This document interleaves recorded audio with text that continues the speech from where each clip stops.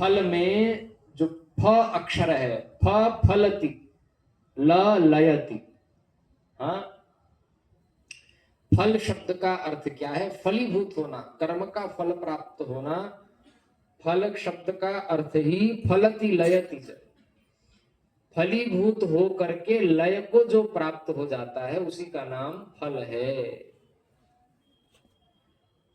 और ऐसा फल जो कभी फलीभूत होने के बाद लय को प्राप्त न हो, अपितु उस फल में हमारा ही लय हो जाए। वहां लय किसका होगा?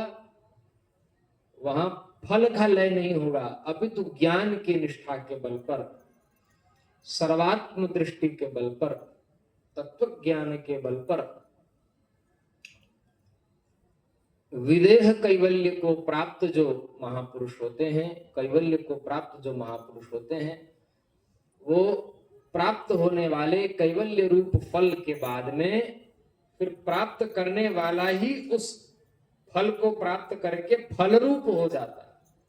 अर्थात अपना ही स्वरूप उसे प्राप्त होता है। जो सदा से उसको प्राप्त है, वास्तव में प्राप्त कुछ नहीं होता, प्राप्त तो सदा से है ही, लेकिन तद्रूप मात्र होकर के हमारी स्थिति वहां होती है। नित्य प्राप्त की प्राप्ति, प्राप्ति का मतलब जिन अनित्य पदार्थों के प्रति हम लोगों की अहमिति हो गई है,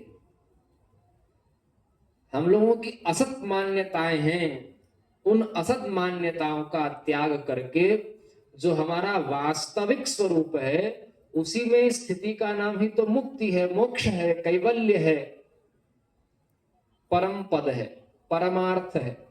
इसलिए श्रीमद् भागवत में निरोधो मुक्तिराश्रय 10 लक्षण बताए ना पुराण के, श्रीमद् भागवत के द्वितीय स्कंद का 10वां अध्याय, उसमें आरंभ का ही श्लोक है,